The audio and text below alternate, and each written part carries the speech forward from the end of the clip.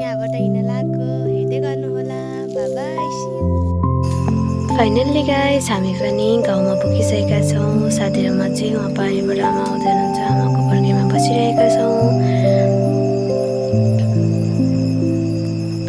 त्यो पानी नपरेर क्या हो, मौसम कस्तो धुम्म देखिरहेछ। फाइनल्ली आमा पनि आइपुग्नु भयो। आमालाई चाहिँ साथीले पिपिआर भनेको के हो, त्यो लाउँदाखेरि के फाइदा हुन्छ भनेर बुझाउँदैछ।